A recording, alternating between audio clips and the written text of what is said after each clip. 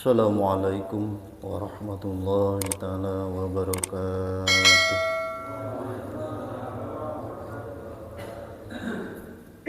Bismillah, alhamdulillah, wassalatu wassalamu ala rasulillah wa ala alihi wa sahbihi wa mawalah.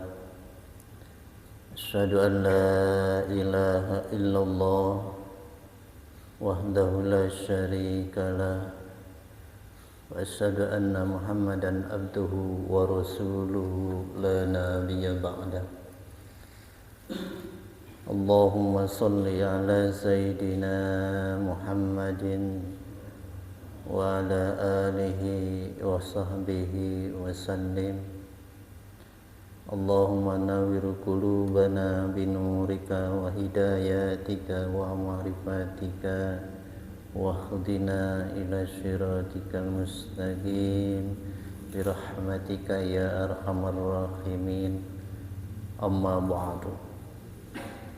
Ayyuhal hadirun ittaqullah haqqa tuqatih wa la tamutunna antum muslimun. Wa qala Allah azza wa jalla wattaqullaha wa yu'allimukumullah. Wallahu a'lam wa rasuluhu bil murad. Yang saya hormati khusus Ketua DKM Masjid Bashar Al-Amin beserta jajarannya, Tua Kurma dan beserta jajarannya, semoga Allah muliakan para sepuh, walaupun sesepuh kita Haji Anim alhamdulillah selalu aktif, dan semoga dimuliakan Allah subhanahu wa ta'ala. Para jamaah yang dapat hadir di tempat yang mulia ini, semoga dimuliakan Allah subhanahu wa ta'ala. Puji dan syukur kita adalah kita seraya panjatkan zikir kepada Allah subhanahu wa ta'ala atas rahmat, taufik, hidayah, inayah, tasis dan kudrahnya, juga nikmat yang begitu melimpah, terutama nikmat iman Islam, hidayah dari Allah subhanahu wa ta'ala. Alhamdulillah kita dapat berkumpul di tempat yang paling mulia, di majlis taklim. Semoga kumpulnya kita di tempat yang mulia ini Allah subhanahu wa ta'ala mengampuni segala dosa kita semuanya, baik yang disengaja maupun yang tidak disengaja. Sengaja kita datang ke majlis taklim tiada lain hanya untuk mencari keridhaan Allah subhanahu wa ta'ala. Semoga keridhaan dan rahmatnya kita dapati dunia dan akhirat. Amin. Salawat beserta salamnya semoga tercurahkan kepada baginda kita Nabi Muhammad SAW, pada keluarga, para sahabat, para tabi'in dan itba'ut tabi'in, para alim ulama, para auliya, juga guru-guru kita. Semoga beliau mendapatkan rahmatnya, dan semoga beliau tidak juga mendapatkan syafaat pada kelak hari nanti, dan juga yang hadir kita di tempat yang mulia ini. Semoga kita mendapatkan syafaatul uzma di hari kiamat nanti. Sebelum kita pada yang 7, yaitu temanya fikih untuk mengatur ibadah, kita mari sama-sama untuk mengingat bagaimana ibadah kita, sampai mana ibadah kita. Fikih adalah ibaratkan mengatur segala ibadah, baik sebelum ibadah diatur oleh fikih, itu lahiriahnya. Tetapi bagian batiniah ada ulama tasawuf, ya, urusan qalb. Jadi ilmu fikih tasawuf harus kita ketahui, karena kita berfikih untuk lahiriah mengatur sah atau tidaknya. Di dalam batiniah qalbu kita bukan diatur oleh fikih, tetapi di situ ada saatnya ulama tasawuf untuk membersihkan qalbu, bagaimana ibadah kita, bagaimana ibadah sampai sekarang tetapi kira belum menemui buahnya. Ada apa di kita? Sebelum ke fikih, kita mari sama-sama untuk lebih mengetahui ibadah kita, supaya ada cerminan, supaya bisa introspeksi diri kita. Jadi ilmu tasawuf itu untuk secara mentawadukkan makhluk manusia, seolah-olah tidak ada orang yang ilmu tasawuf, punya ilmu tasawuf, dipakai ilmunya, insya Allah sifat takabur, ujub, riya, takabur tidak ada. Kalau dia dipakai, ada yang ngaji tasawuf, ngaji ilmu mah punya, tapi tidak dipakai, sama saja tidak berlaku. Ada orang hafal, paham, hikam sampai ilmu tasawufnya luar biasa, tapi alatnya belum dikaca bahwa tidak seperti itu. Ya. Maka kita walaupun tidak bisa kita ngaji kayak orang-orang, tetapi kita harus belajar.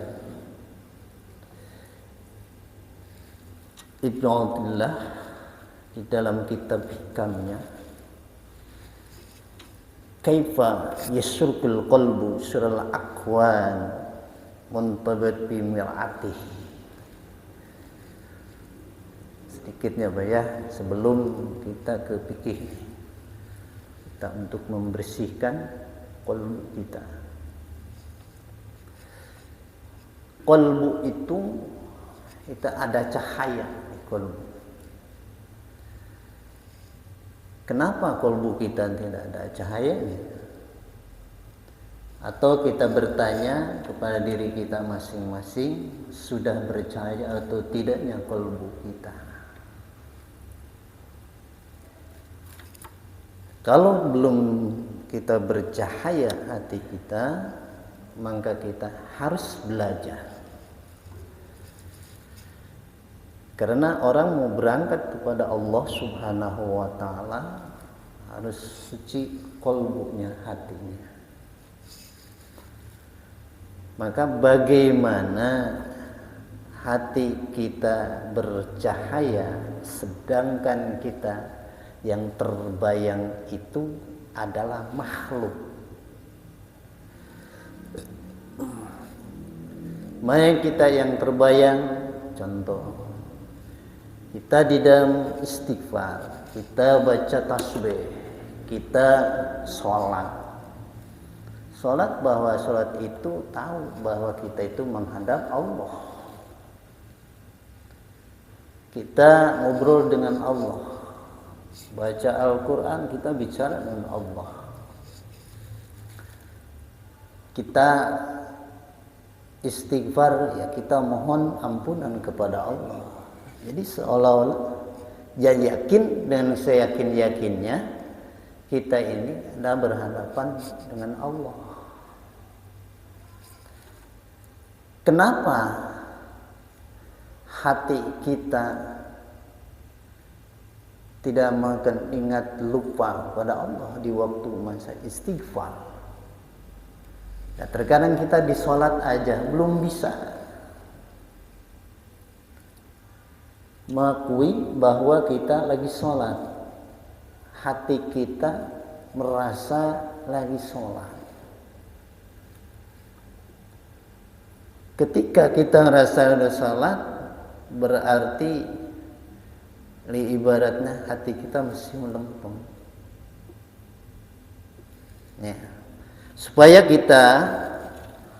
hati kita benar-benar bercahaya, makanya kata ulama tidak, tapi ada ulama sufi yang mengatakan ketika kita istighfar, ketika kita sholat, kita tasbih, semua hilang urusan makhluk.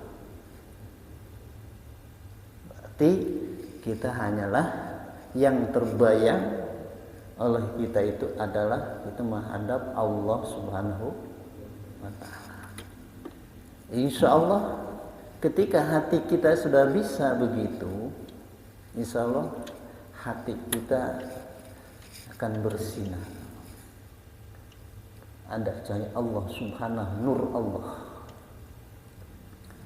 Nah, ini kita belum bisa ya seperti itu. Makanya kita sering bertanya, kenapa sholat kita, tasbih kita, ibadah kita selalu ingat pada makhluk. Contoh aja, kalau kita sholat, waktu datang kita lapar, belum bisa kita menghilangkan rasa lapar itu di waktu sholat, belum bisa. Seharusnya kalau memang hati kita sudah berjaya, maka ketika lapar dicoba oleh kita hanyalah sholat Allahu Akbar, ingatlah pada tidak ingat. Contoh Sayyidina Ali karramallahu wajhah, contoh orang-orang sehingga Sayyidina Ali karramallahu wajhah begitu kita sudah saya ingatkan, ceritakan panah waktu itu dicabutnya di waktu sholat. Kalau kita mah belum bisa. Nah, ini tanda-tanda hati kita kalau gelapnya mungkin belum terang. Kesana di bahasanya yasuku. Bagaimana hati kita bersinar, sedangkan yang bayangkan oleh kita itu di dalam hati dan pikiran kita hanyalah makhluk. Ini kita bisa bertanya kepada diri kita. Buat introspeksi diri aja ini. Buat introspeksi diri kita masing-masing. Keduanya, kenapa kita dalam ibadah itu tidak pernah bisa khusyuk? Jauhlah dari khusyuk. Khudurul merasa kita lagi sholat juga belum bisa. Ini mah bukan ngomongin orang, tetapi kita yang sudah dirasakan oleh kita masing-masing. Am kaifa yarkulu ilallah wa huwa amakilun bisahwatihi. Bagaimana kita berangkat menuju Allah sedangkan kita itu hanyalah diliputi atau kita dirantai bisahwatihi, semaunya syahwat, dengan syahwat arti kemauan hawa nafsu. Gini aja, kalau kita ibadah atau sholat, senangnya kita sebentar atau lama. Inilah kita andai oleh kita ini sebelum kita ke fikih ya berangkat. Itu sering ditanyakan oleh kita, kenapa kita sholat, kita ibadah tempat di pengajian atau ibadah yang lain dalam ibadah, atau istighfar, sholawat, ngaji yasin sebagainya, tahlil dan tahmid, jangankan begitu ya, tahlil di tempat yang tahlilan aja, yang insya Allah sudah tahlil kita ada snacknya, yang meninggal udah jangan lama-lama gitu kan. Sebetulnya kalau kita ibadah, tahlil ini ibadah, kalau niatkan rasa manisnya pasti ada. Bagaimana kita mendekat menuju Allah sedangkan kita ini hawa nafsu, kita mengikuti hawa nafsu. Ibaratnya begini, ketika mobil di start sedang mau berangkat, ya masukkan gigi semuanya mau berangkat, tetapi bannya dirantai, sama juga ya. Ini contoh diperumpamakan seperti itu.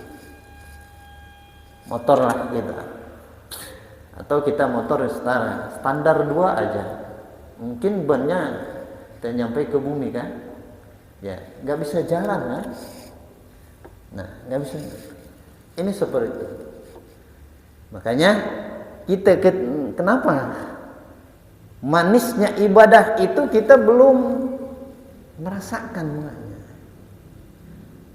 Nah di dunia itu belum merasakan enaknya ibadah, enaknya istighfar, manisnya sholat, sholawat semuanya, karena kita hanya dibelenggu atau dirantai kemauan hawa nafsu kita. Yang kedua. Yang ketiga, kayat ayyadkhula hadrallah wa huwa lam yatul mijanati ghuflati. Bagaimana kita pengen ayatullah hadratullah, kita pengen khusyuk atau hadrul qalbi di dalam sholat. Tahu bahwa sholat itu adalah menuju Allah, atau kita sholat ingatlah kita berhadapan dengan Allah, hanya menyembah kepada Allah subhanahu wa ta'ala, sedangkan kita belum suci min zinati ghaflatihi, selalu lalai atau selalu lupa kepada Allah subhanahu wa ta'ala. Artinya contohnya ibaratkan begini, ketika kita junub, orang junub tidak boleh dianjurkan masuk masjid. Nah, karena apa? Masjid itu kita suci, sih tidak boleh. Nah, Allah subhanahu wa ta'ala itu suci. Kita adalah lagi junub. Kalau tidak ingat kepada Allah, kalbu kita, pikiran kita tidak akan nyampe kepada Allah, tidak akan masuk kalbu kita nurnya Allah subhanahu wa ta'ala. Pantas ketika kita istighfar, pantas kita kali tasbih, pantas kita membaca Al-Quran, pantas kita waktu sholat kita belum bisa khusyuk, karena terbayang yang kita adalah yang lain. Ini kita harus posisi bagi kita semuanya. Jadi ketika kita sholat itu kita tahu ibarat kita mau berangkat kepada Allah dengan mobilitas pakai sholat yang dihadirkan dalam hati, dalam kolbu kita, hati kita, pikiran kita hanyalah Allah subhanahu wa ta'ala. Ini kalau gini kita, aduh bagaimana ya sholat kita? Ini aja ini beri kolbu, ini bagian penyucian atau pembersihan kolbu kita. Yang keempat, ketika kita bagaimana kaifa yarju ayafhama dhaikal asra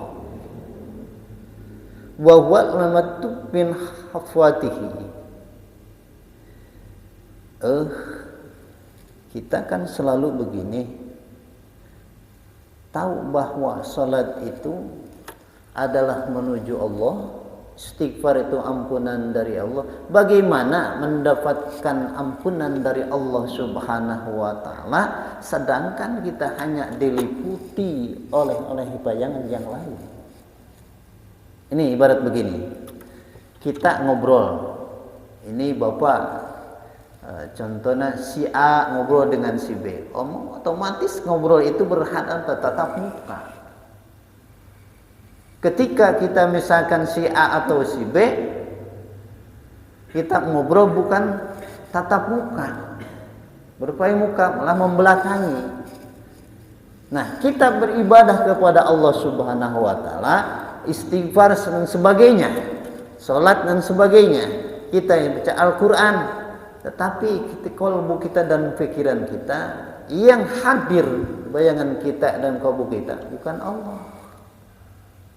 Bagaimana nyampe ke sana? Nah, makanya di dalam ibadah mari kita bersama-sama.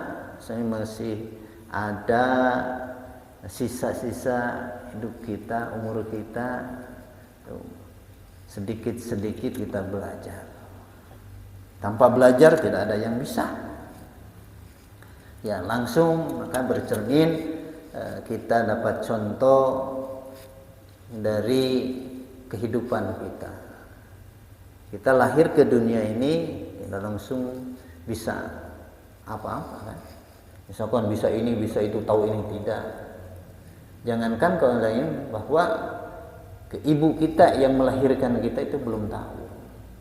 Jadi lahirnya manusia dunia tidak tahu apa-apa. Allah yang betul. Makanya kita belajar, bisa ini, bisa ini, bisa ini. Kalau belajar tidak akan bisa. Nah, balik ke kita. Bagaimana sholat kita ini? Nah, kita lagi belajar. Ya, lagi belajar terus. Apakah sholat kita belajar terus? Ya, belajar membersihkan nasi kita, khudrul qalbu kita, dalam pikiran kita supaya kita diusahakan semoga Allah tambahkan hidayah kita dapat husuk di waktu ibadah. Kita mengharap kepada Allah Subhanahu wa taala. Salat mungkin seumur hidup kita tahu berapa detik, tahu berapa menit atau jam, untung kita ada khusyuk di dalam salat. Itu yang kita harapkan. Makanya selalu kita, kenapa kita sholat, terus sholat, terus sholat. Ya, satu kewajiban perintah Allah Subhanahu wa taala sebagai umatnya harus taat kepada perintah Allah Subhanahu wa taala. Keduanya kita belajar mendekatkan diri kepada Allah Subhanahu wa taala. Bagaimana kita berangkat menuju Allah Subhanahu wa taala supaya kita nyampe kepada Allah, yaitu tadi. Kita sholat, kita berdoa. Mudah-mudahan sholat kita sekarang tidak khusyuk, besok mungkin ada khusyuk. Tahu berapa detik atau kita di waktu sholat. Itu yang kita harapkan, karena kita mungkin belum bisa lah kayak orang-orang sholat. Makanya ibadah kita belum terasa manisnya ibadah. Sedang di dalam ulama ada mengatakan manisnya buahnya ibadah itu tanda diterimanya ibadah oleh Allah Subhanahu wa taala. Wujud kubuli mari. Wujud ya, bukti bahwa kita itu adalah ibadah kita diterima Allah Subhanahu wa taala. Nah, kita jangan putus asa. Harus berusaha terus-terusan. Sampai mana? Yaitu sampai umur kita habis, sampai ajal kita habis. Mampu kita khusyuk sekian mungkin ada khusyuk dari Allah Subhanahu wa taala. Jadi intinya mah kita ini adalah sholat, istighfar, dan ibadah yang lain kita adalah taat kepada perintah Allah Subhanahu wa taala. Mudah-mudahan ya, pengajian ini ya untuk pembersihan kolbu kita, bahwa kita ada manfaatnya. Ya, ini tidak ada titel, misalkan Allah tidak mentitel, oh ini kiai, ini ustad, ini haji, ini tidak. Yang pembersihan kolbunya. Ya, walaupun tinggalnya kiai, ya kalau belum begitu Allah tidak akan sama aja. Ya, karena ini tidak ditentukan. Siapa oh ini kiai mau bisa begini, tidak. Allah tidak membedakan, cuma membedakan ilmunya. Bisa enggak ilmunya yaitu dipakai, diamalkan? Tidak. Bermanfaat ilmu itu diamalkan. Kalau tidak diamalkan, walaupun ilmunya setinggi langit, buat apa? Nah, makanya kita sering mengaji sedikit demi sedikit mengetahui, ya kita amalkan, yang mudah-mudahan ada manfaatnya bagi kita, supaya kita ibadah kita ibadah yang benar, rukun dan syaratnya itu. Karena fikih adalah mengatur ibadah supaya ibadah kita adalah sah, begitu. Fikih. Cuma kalau batinnya secara hakikatnya yang matu bagaimana diterima ibadah oleh Allah yang tadi katanya, yang tadi syaratnya nih.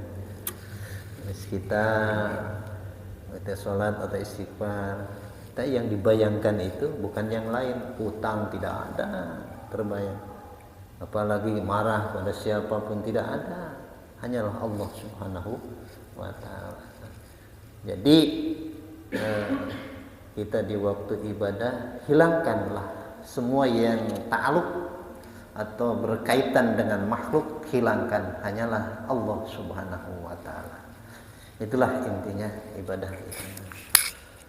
Hadirin para jamaah, mari kita sama-sama untuk mengaji ilmu fikih yang sedikit demi sedikit kita mengaji ilmu fikih agar ibadah kita sah ibadahnya.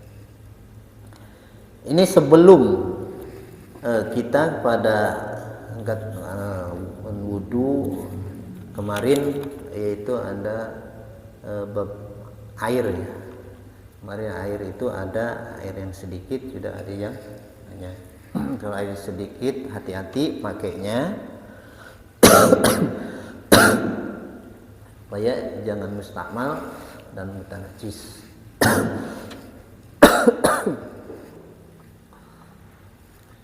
Kalau air banyak tidak ada mustakmalnya, yang air banyak itu ya. Makanya kita harus bikin bak yang gede ya, kolam yang gede, atau kita sekarang mah ada towernya ditutup. Itu walaupun kecil, insya Allah dari sumur naik langsung ke, insya Allah kita di keran, insya Allah itu tidak akan mustakmal. Kita tahu berarti yang di itikodan kita bahwa cai ini adalah suci, itu aja. Takhir mutahhir, suci dan menyucikan.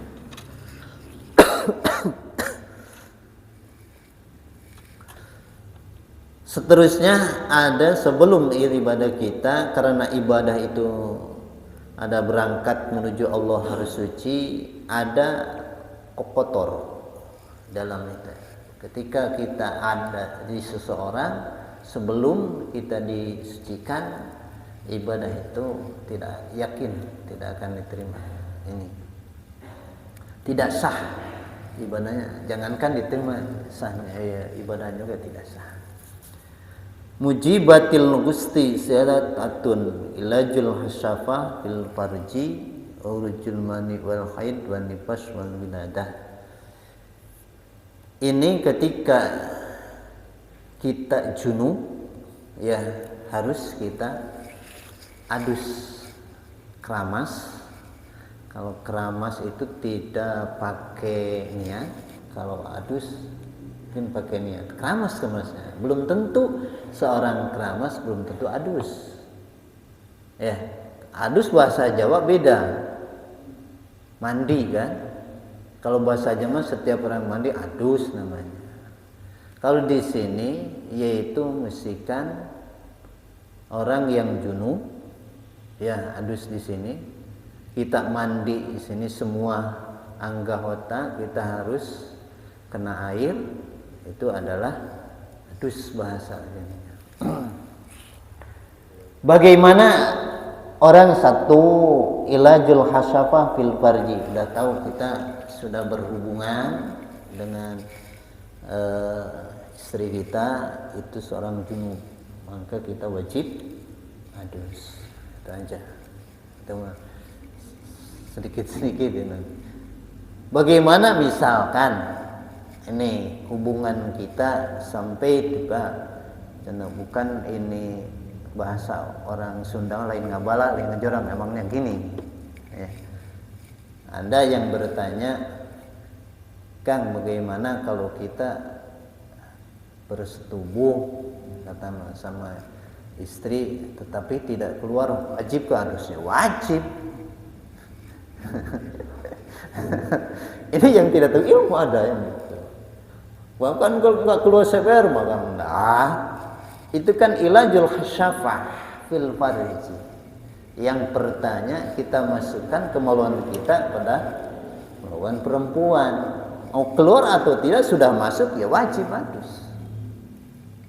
Nih, kalau kita tahu kan, apa ya, ilmu ini untuk berangkat kita sebelum kita sholat, saya punya hadas atau tidak. Ya. Kalau hadas kecil wudu, kalau hadas gede harus kita adus. Jadi walaupun tidak keluar sperma, tetap aja kita sudah dimasukkan wajib adus. Beda dengan mimpi. Ihtilamnya dengan mimpi. Kalau mimpi kita mimpi setubuh dengan perempuan. Ketika kita mimpi setubuh, nah tidak keluar sperma, nah itu pun tidak wajib adus karena mimpi. Kalau kita misalkan tadi kita istilahnya apa dengan bukti ya, dengan bukti kita hubungan dengan istri bukan mimpi, nah, itu mau keluar itu wajib adus. Yang kedua, khuruzul mani. Orang yang wajib adus itu adalah yaitu keluar sperma, maksudnya bagaimana? Misalkan, wah kita bayang begini, oh ada lewat perempuan cantik nih, bayang nih keluar, nah wajib adus itu. Walaupun dia bayangan, wajib adus. Nanya. Terkadang kan ada orang yang bayang, sering anak-anak muda, yang sehingga ada bagaimana saya keluar sperma nggak sengaja, mau sengaja atau nggak sengaja keluar sperma itu wajib karena diisi wahrujul mani ya. Ketika keluar sperma, nah kita mau sengaja atau nggak sengaja asal keluar wajib adus. Dua, yang ketiga head, itu mah di perempuan ya. Ketika perempuan ini kita head atau yang nifas wajib adus. Nifas wajib adus. Nifas itu adalah perempuan sudah melahirkan, sudah keluar anak, ya bayinya sudah keluar, terus disusul dengan keluarnya darah terus-terusan, itu nifas. Beda karena ada wiladah. Kalau wiladah itu ada yang adalah kelimanya, ada wiladah. Wiladah itu adalah mengeluarkan, perempuan mengeluarkan anak, bayi.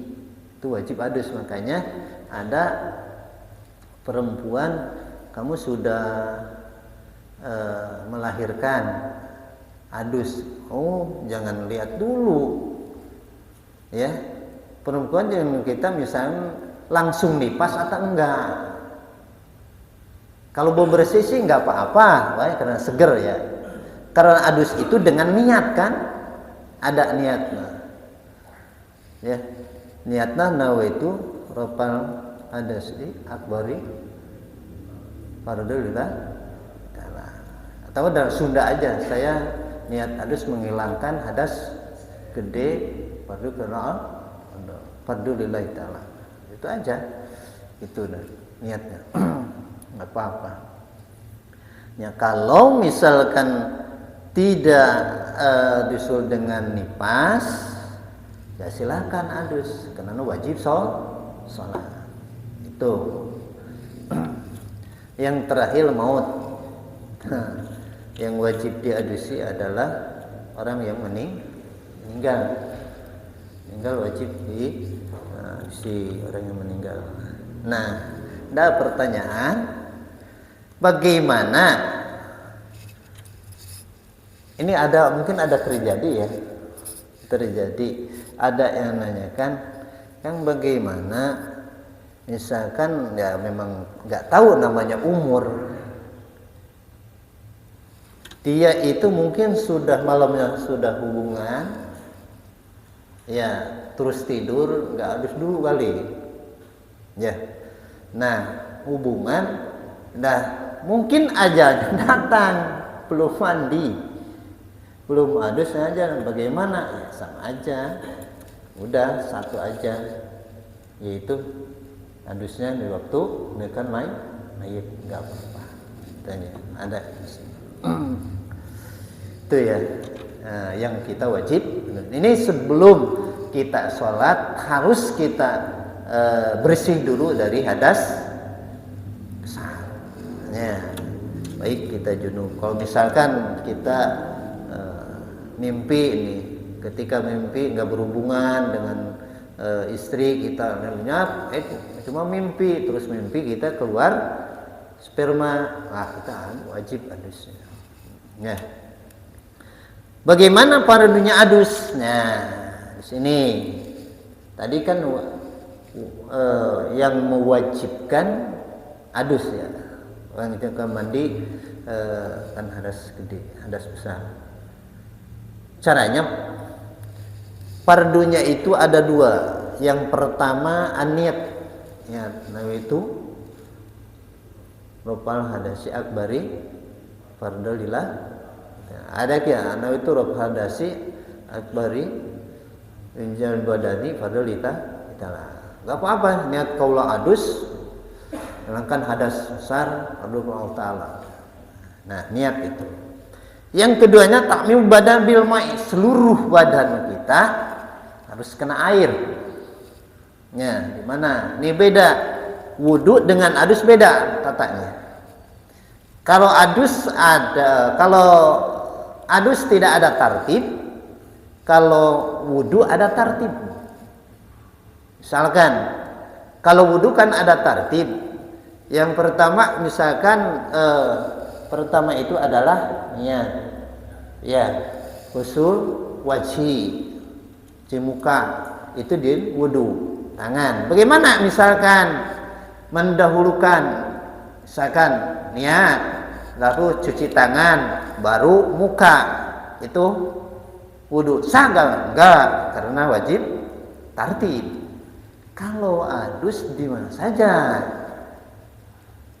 ya, anggota mana saja, mau kaki, mau kepala, mau apa, mau tangan, itu silakan. Karena tidak ada tartibnya. Yang penting anggota kita. Nah, maka ada cara bagi kita semuanya. Misalkan udah kita mohon punya hadas besar lah, ya, kemudian udah niat mau dus, mau kaki dulu, monggo. Mau di langsung kepala, monggo.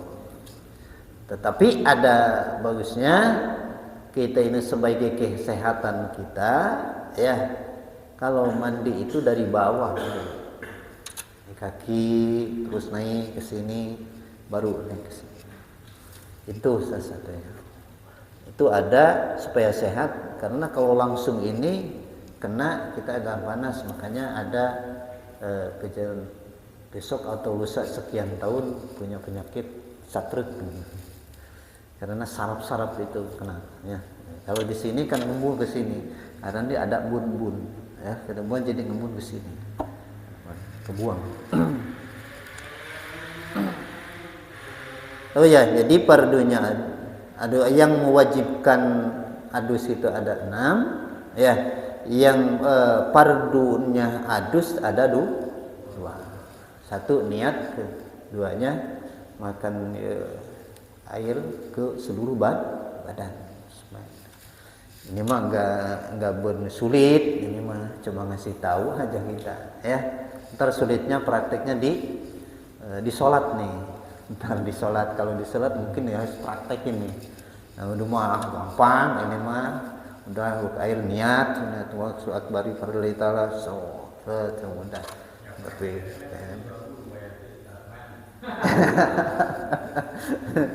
ya.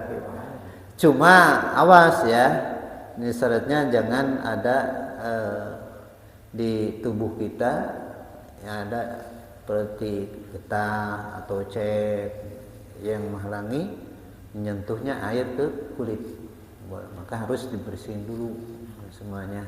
Baik wudu, baik adus itu sama. Ya, misalkan ada cat di sini atau di mana harus dibersihkan dulu, dihilangkan dulu. Ya. Karena cat atau ter yang lain ya air tidak bisa nembus ke kulit. Ya, kecuali ada. Bagaimana asarnya, tapaknya? Ada seperti pacar ya. Pacar itu kan bukan datnya air, tapi tampaknya. Enggak apa-apa tuh pacar. Ya, pacar yang dari Mekah sampai ada di tampol-tampol begini. Beda dengan kitek. Kalau kitek mungkin kayak cat. Ya, tidak boleh, itu harus dikerok dulu. Makanya ke istri kita jangan pakai kitek, wah. Ya, kayak wudu. Orang-orang pakai ini sekarang yang mana ya? Itu kuku sampai kayak apa? Itu yang merah yang itu ya, itu apa Bu? Kitek Pak. Nah, kalau wudu bagaimana? Ya, itu kan kitek itu kayak cat Pak. Jadi tidak bisa nembus ini. Nggak bisa itu. Desah wudunya. Atau adusnya. Makanya kalau beda dengan pacar yang ada di Mekah suka bawa ya, di Mekah. Nah, di kuningnya atau bagaimana ada itu mah taksir tapaknya, bekasnya, ya, nggak apa-apa. Itu aja. Ada yang bertanya? Tidak ada, ini tiktingnya mudah ini mah. Entah tadi sholat.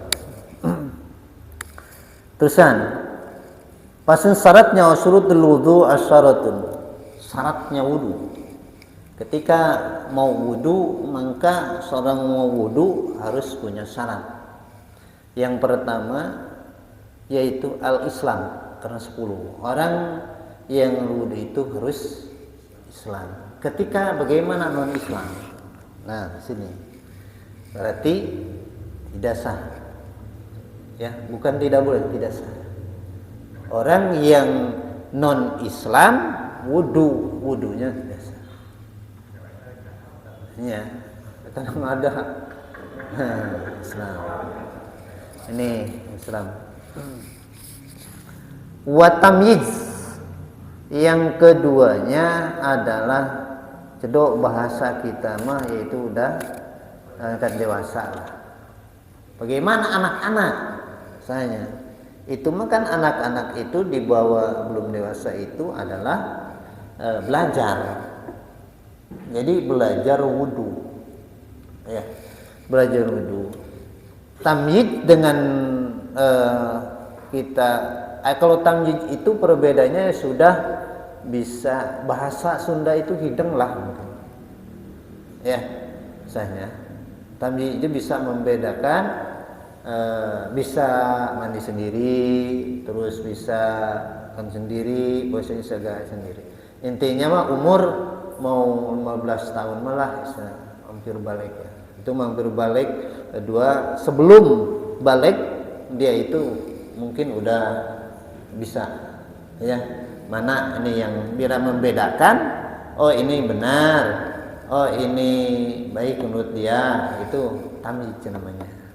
Tapi umur 10 tahun atau 12 tahun juga anak-anak sudah bisa membedakannya. Tamyiz namanya. Beda mampir balik, kembali ke kedewasaan. Yang penting bisa membedakan aja. Sah kayak anak-anak itu sah. Wa niku anil haid, yang ketiganya adalah syaratnya wudu itu harus suci dari haid dan nifas. Seperti ini di perempuan. Bagaimana orang yang lagi haid atau nifas tidak sah. Nah, wa amna yang wusul mai ilal bashar. Yang keempat adalah orang itu yang mau wudu, ini sama dengan adusnya. Wudu, orang tidak boleh ada di tubuhnya atau di anggota wudu yang mencegah yaitu datangnya air ke kulit. Kayak tadi kitek atau cat gitu ya. Itu tiba-tiba menembus dan menyentuh air ke kulit. Itu tidak sah. Tidak sah. Seterusnya, wa alaikum a'ud ma yughayyirul ma'. Seterusnya tidak boleh di tubuh kita, di anggota kita yang merubahkan air. Contoh apa ya? Kayak minyak gitu ya. Jadi minyak itu misalkan ada di kita nih. Ketika datanya air itu tidak itu ya, rubah. Tidak nyekan air, tidak bisa menyentuh. Makanya harus dicuci digunakan sabun. Kalau masih baunya ada, itu mah taksir. Yang penting tahu baunya tidak menghalang kan? Tidak menghalang. Gitu. Ayo lilin sama. Kan lilin biasa walaupun bisa itu tapi sama kayak minyak kan mungkin bisa itu. Wal imu bi fardiyati. Nah, seterusnya harus tahu sifat fardunya wudu yang tadi. Wudu ada 6. Niat, cuci muka, terus cuci tangan, dua tangan, terus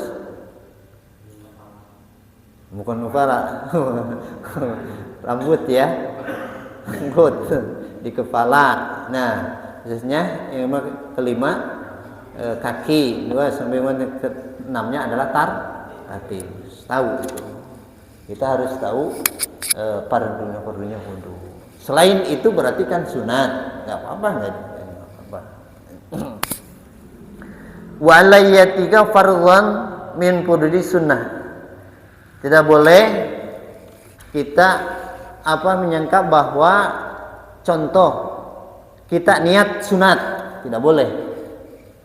Ya bukan niatnya sunat atau cuci muka. Yang pertama cuci muka itu adalah sunat, itu wajib. Kan cuci muka walaupun sekali, yang wajibnya sekali itu, yang pertama itu. Yang keduanya itu gomnya sunat. Nah, cuci muka itu misalkan nekatkan dalam hati kita bertekad bahwa itu sunat, tidak sah maka orang tungkar. Yang fardu dijadikan sunat. Itu ma'utuhur. Seterusnya airnya harus cuci dan menyucikan. Ya, tahir mutahhir.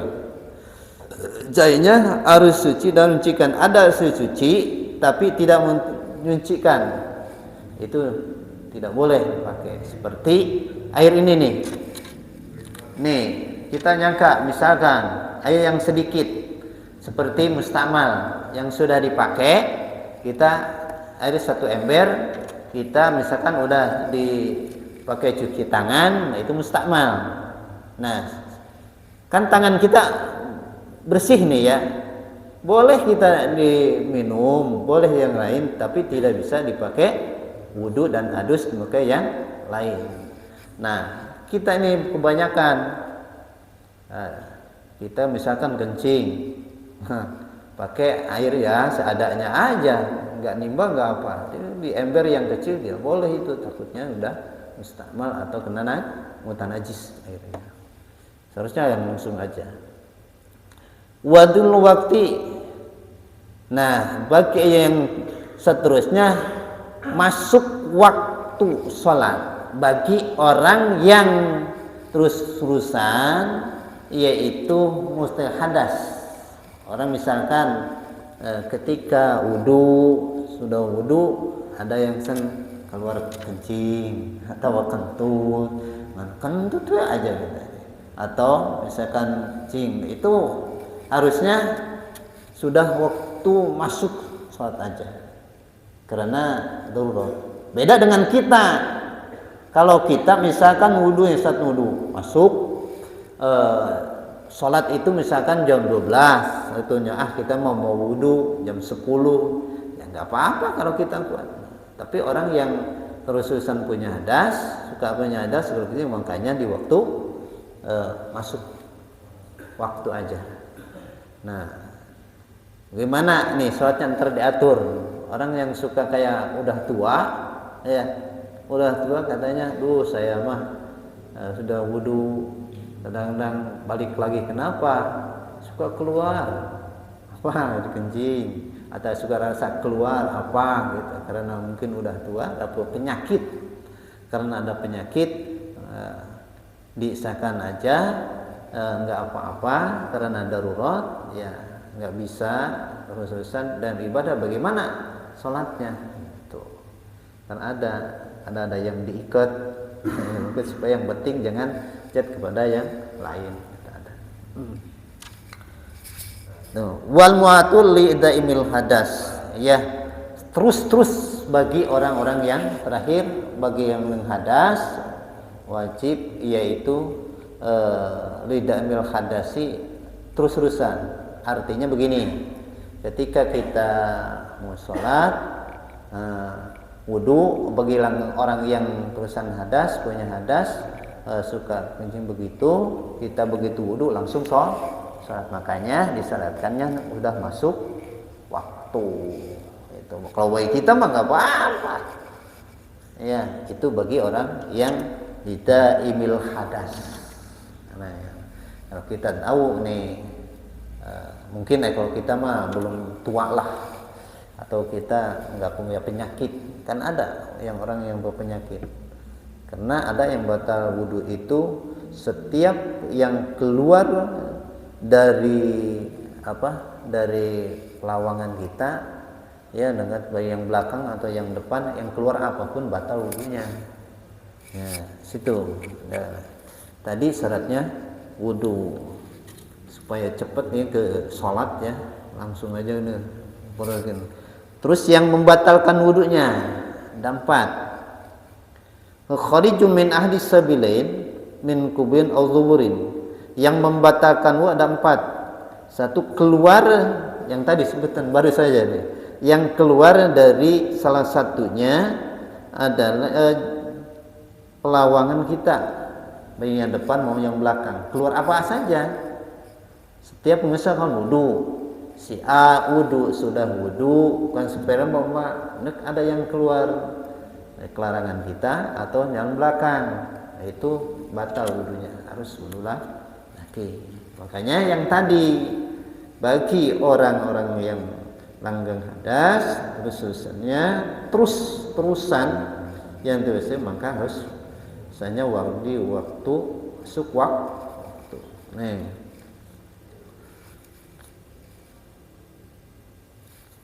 Yang kedua, kecuali yang keluarnya itu adalah augeru ilal mani. Kalau keluar sperma tidak batal wudhu, wajib hadus. Beda ya. Ini dikecualikan ya.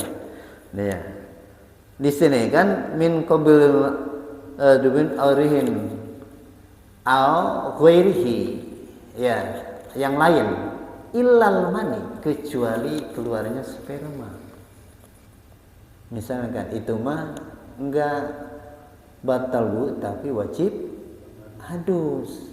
Kecuali spermanya kita berbelayan dengan istri kita sambil pegang-pegang, itu mah bukan apa ya, bukan batanya, bukan keluar sperma, tapi bersentuhan dengan istri.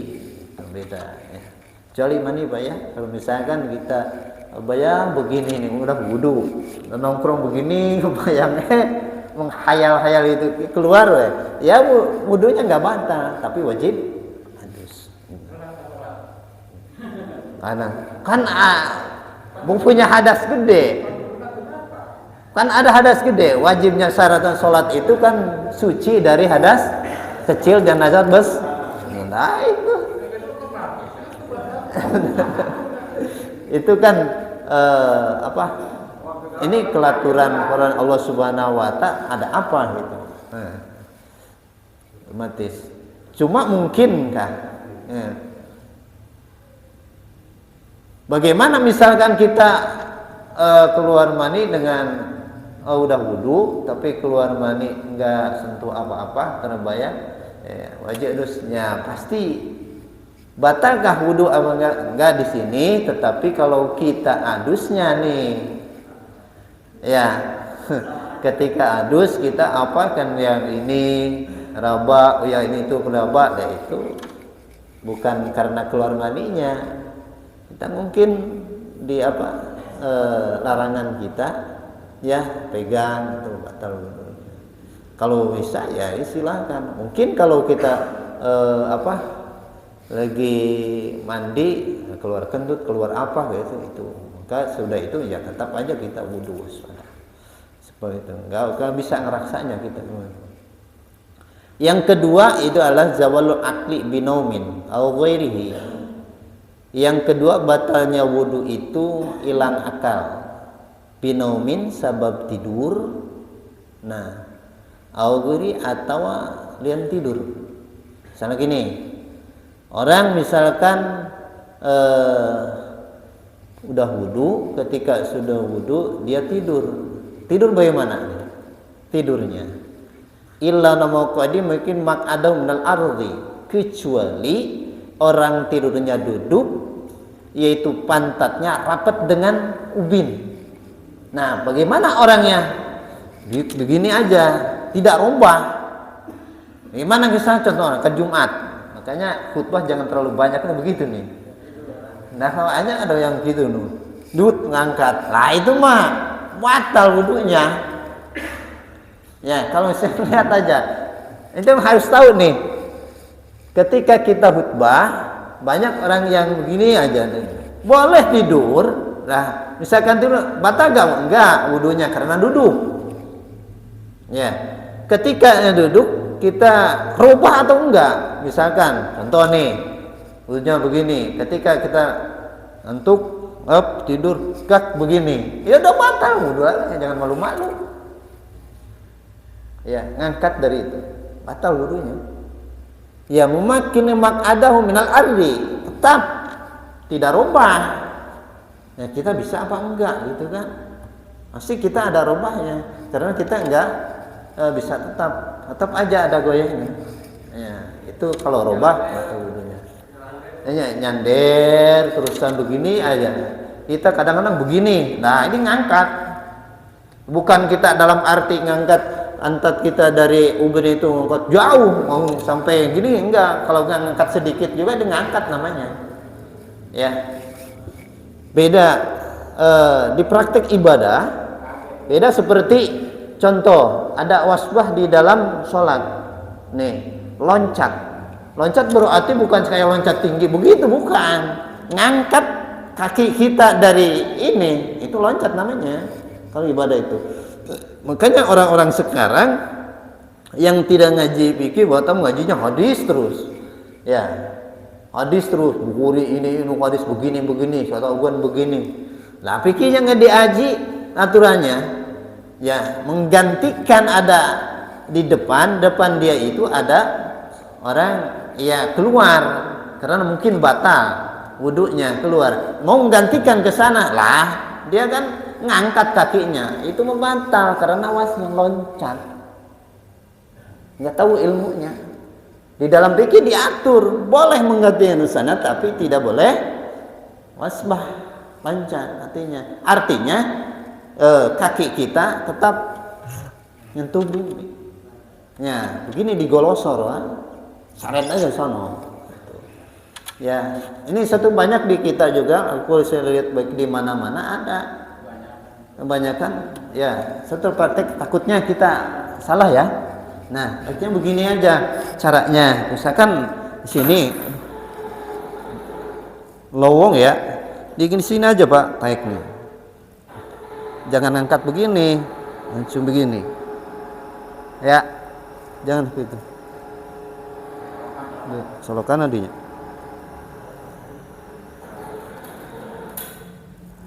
Nih, jangan seperti itu banyak.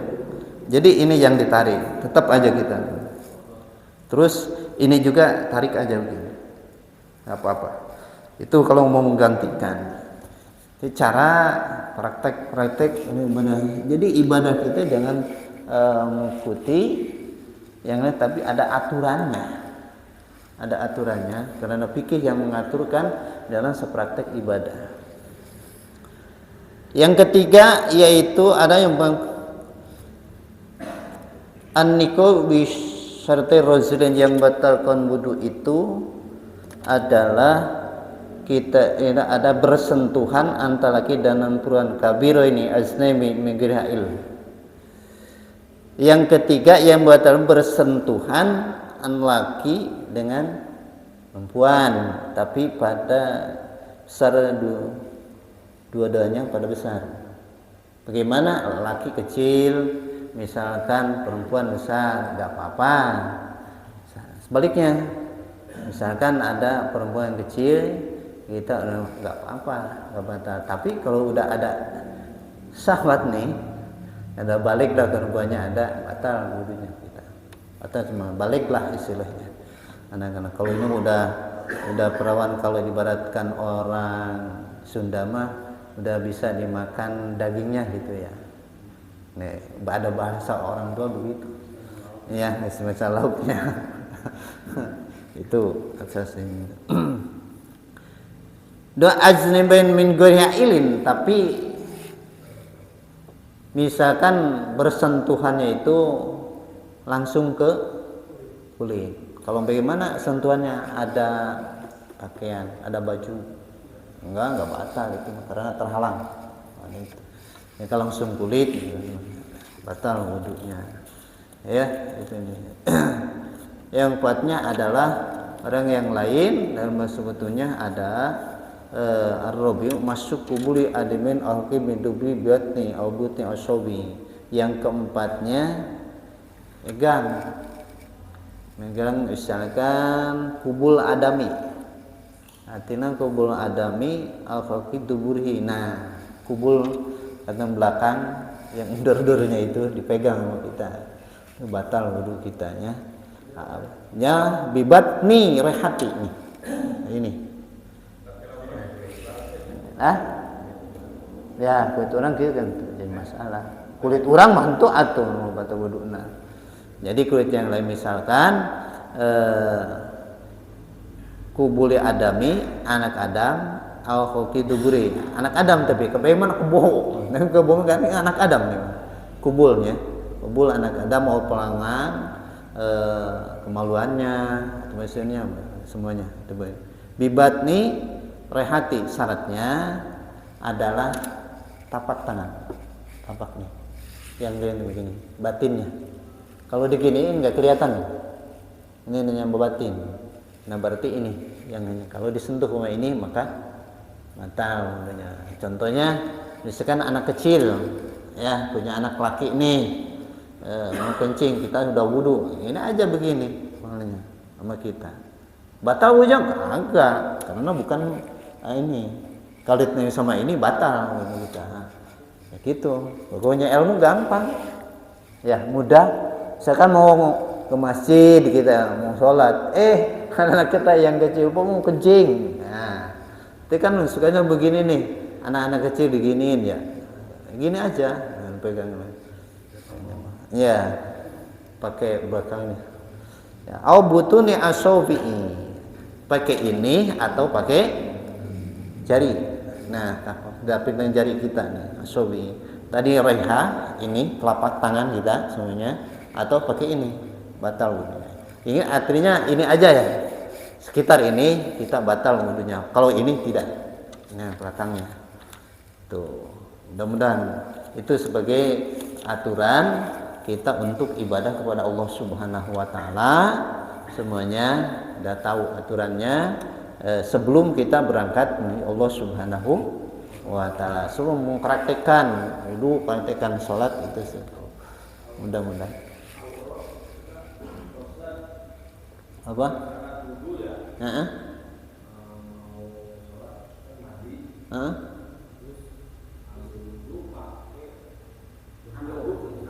Iya.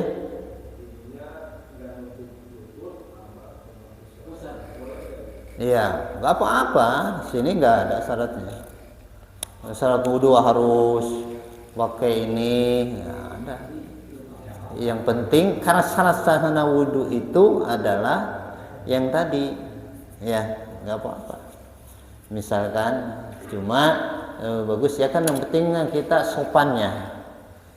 Sebetulnya dengan sopan menutupi aurat aja. Kalau kita sendiri, ya sebetulnya kalau kita menurut yang lain kita lihat ya yang punya kita juga nggak boleh sebetulnya, kecuali ada hajatnya. Ya misalnya punya kemaluan kita sebetulnya darah itu. Ya. Ya sama perempuan, laki-laki mah. Ini bagi kita ini. Auratnya semua waktu di sholat, mau di luar sholat, kalau laki mah dari sini, dari lutut sampai dasar. Sama aja kelihatan. Karena begini, bagaimana kanan aurat? Nah, kalau kita melihat paha kita sih melihat paha cowok nggak ada sernya. Kalau perempuan tahunya beda gitu kan. Nah itu yang dia tuh nggak boleh, ya, sama aja, ya, nggak apa-apa. Gitu. Kalau yang sunatnya, wudhu itu begini ya banyak sunatnya. Ntar ada lah, mudah-mudahan aja gitu ya. Walaupun ibadahnya saatnya yang penting kita berkaitan dengan wajibnya, adanya kalau sunahnya dikerjakan penting, sunahnya juga karena sunah Nabi, tetapi harus lebih mementingkan adalah wajib dan fardunya. Karena sunahnya bagus, fardunya kita ya akan rusak memang. Karena pondasinya itu yang tadi tahu, fardunya wudhu begini, fardunya apa gini, yang lain jangan bagus dan cuci tangan begini ya, tapak tangan, tapi di sininya ya yang fardunya kita tidak sempurna, jangan, lebih disempurnakan adalah fardunya.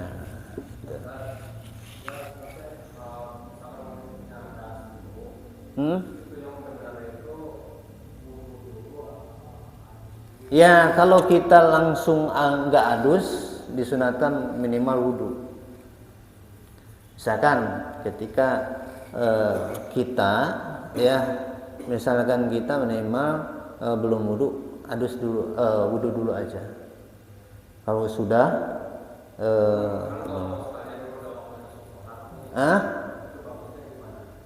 ya kita adus aja langsung. Enggak wudhu, jangan karena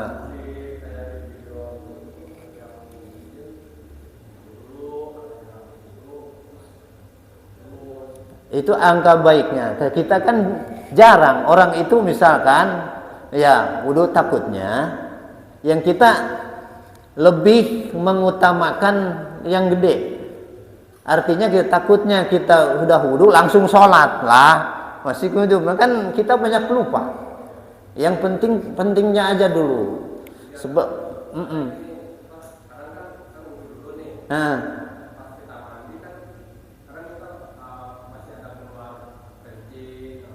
iya.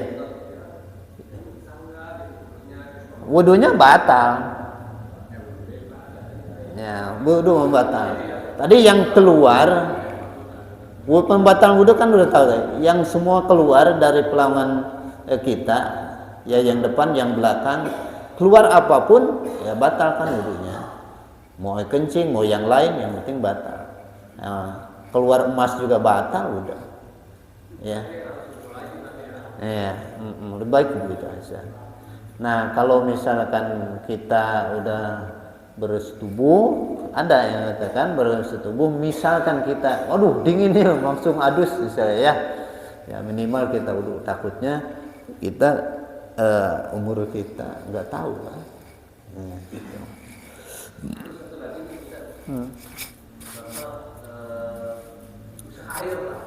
Hmm? Hmm. Hmm. Sama, sama. Tayamum aja. Kalau susah airnya. Apanya? Kayak wudhu aja.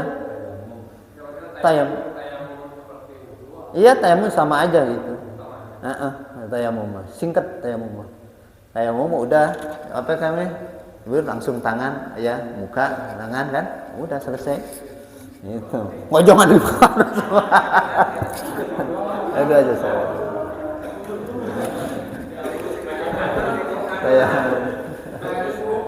Kan kayak apa? Kayak wudhu ya. Wudhu enggak semua kan? Tayamum mah enggak semua. Enggak kalau ini rambut disiram enggak. Kaki kagak kan? Cuma muka dengan kan darurat itu. Adus juga sama gitu. Kalau enggak ada air misalnya. Kalau kita berusaha ada air.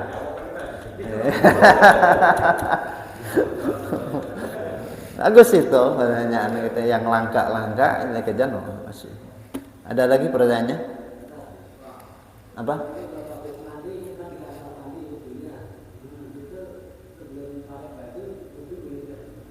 Pakai wudhu. Teranjang gitu ya. Enggak apa-apa. Waduh itu enggak apa-apa, yang penting kita kalau di dalam kamar gitu ya. Jadi kalau menutupi orang sah-sah saja. Ya sebagusnya yaitu barat bagusnya ya ada. Enggak apa-apa. Ya, terus apa? Ya, apa-apa? Iya. Rombongan yang pertama udah selesai sholat maghrib, terus lanjut sholat gerhana bulan, kemudian ada makmum masuk barisan, itu diteruskan apa keluar barisan? Apanya? Makmum yang belakang ada ketinggalan itu. Dia tahu ikut barisan itu. Anu beda ini ya, kalau ada Pak kita sama yang lokal. Oh begini ya, kemarin kan ada gerhana ya. Gerhana bulan. Sebenarnya gerhana bulan itu kita sholatnya jam berapa gerhananya?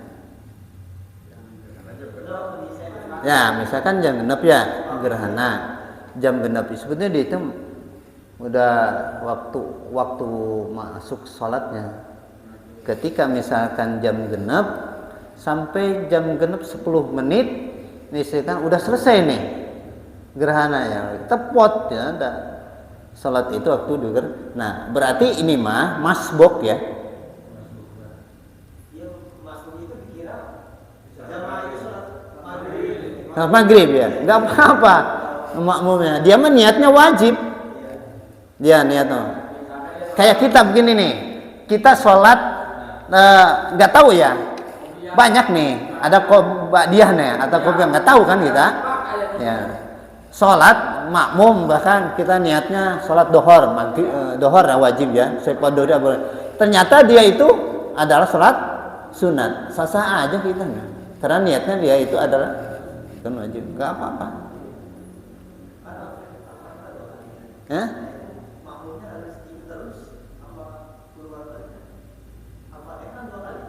Ya kalau sudah tahu, oh berarti ini wajib, yang mutlakah kita. Ya jangan ikut terus, memang ada wajib begitu. Ya, misalkan begini, wajibnya kita makmum ini harus tahu kan, ngikut ke imam itu, ya kita sas dengan imam. Ketika misalkan imamnya lain, ya kita jangan ngikut, harus mufarakah. Kalau tidak kita ngikut mufarakah, pisah dari imam, kita batal sholatnya. Iya. Iya. Gak boleh itu maju itu. Biasa itu. Ya, karena wajib di salat wajib semuanya kan rukunya satu. Ya, tidak langsung sujud. Nah, ini kan di gerhana itu beda gerhana. Ya, rukunya 2 kali, sujudnya 2 kali kan? Ya, nah, ketika tahu, oh ini sedang lalu parakah kita? Hah? Maksudnya mana salat maghrib atau niat salat gerhana? Ya, iya mah salat gerhana. Ini salat gerhana, ada datang orang kirain mau salat maghrib, padahal dia salat gerhana ini mah, gitu Haji. Nah, bagaimana ini salat dia itu? Sah atau tidak?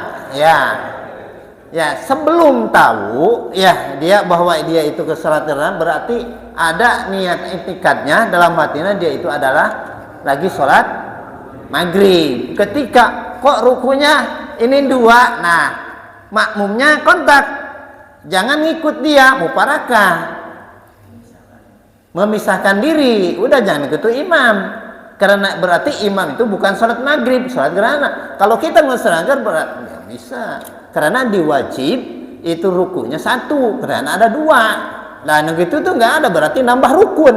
Ketika nambah rukun batal salatnya.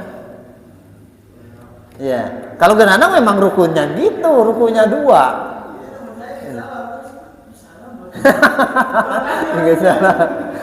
Itu makanya harus tahu ilmunya ya. Nah, maka harus tahu kita wajibnya kita ngaji itu kan tahu ya. Memang kalau orang awam ya sah wajah aja.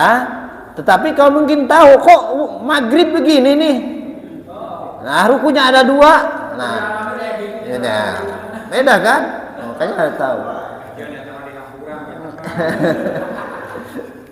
Tuh, dah, maka harus tahu gitu ya. Aja mumparakah aja. Iya, ada yang lain udah. Nggak ada lagi ya, cukup semuanya. Nah, mudah-mudahan ada manfaatnya. Baik secara tadi untuk pembersihan hati kita, keduanya kita ada tema yaitu fikih, yang kedua ini dua aspek ya Pak. 2 aspek itu adalah untuk pembersihan kolbu kita, tadi ilmu tasawuf ya. Kedua yaitu fikih untuk mengatur yaitu ibadah. Sebelum kita ibadah harus seperti itu. Insyaallah ketika seperti itu rukun dan syaratnya ibadah kita dikerjakan, insyaallah tinggal yang tadi dan berangkatnya ya untuk kolbu kita bagaimana. Kalau kita bersih menuju Allah harus kita bersihkan dari segala urusan makhluk, nyampe insyaallah kepada Allah Subhanahu wa taala. Mudah-mudahan kita oleh Allah berikan hidayah oleh Allah Subhanahu wa taala, dituntun oleh Allah dengan hadir Allah Subhanahu wa taala. Semoga ibadah kita diterima oleh Allah Subhanahu wa taala. Amin ya Allah ya rabbal alamin. Demikian dari saya, banyaknya mohon maaf kalau misalkan ada salah, itu sebagai kan kehilapan saya. Batasan kalau ada baiknya mungkin itu dari Allah Subhanahu wa taala. Allahumma shalli ala sayyidina wa habibina wa syafiina wa karimin wa lana Muhammad wa sallim tabaka radhiyallahu an kulli sadatina ashabi rasul ajma'in. Amin. Bismillahirrahmanirrahim. Alhamdulillahi rabbil alamin hamdan naimi hamdan syakirin ana ya bi ni'ama wa yukafi mazida ya rabbana lakal kam yanbaghi wa andi min sultani. Allahumma salli ala sayyidina Muhammadin wa ala ali sayyidina Muhammad. Allahumma nas'aluka al-'afwa wal 'afiyah wal mu'afah was salama daimah fid din wad dunya wal akhirah. Allahumma nas'aluka al-huda wa tuqa wa wal ghina. Allahumma ajil syarafana la syarafil ladhi a'taitah wa nuran alladhi min khalaqtah wa alima qawfi mursalin wa rajafin nabiyyin wa nas'aluka ridhaka wa ridha ya rabbal alamin wal afiyati daimati wal mautil kitab was sunnati wal jamaah wa kalimati syahadati alaika tingkirti wa lataki wa qurana ma'na bizudika fadika ya arhamar rahimin. Rabbana atina fid dunya hasanah wa fil akhirati hasanah wa qina adzabannar. Wa sallallahu alaihi Muhammad wa alihi wasallam wa narbika rabbil izzati amma yasifun wa salamun mursalin walhamdulillahi rabbil alamin. Al-Fatihah. Ya kana wa ya nasta'inu Akhirul kalam. Wassalamualaikum warahmatullahi wabarakatuh.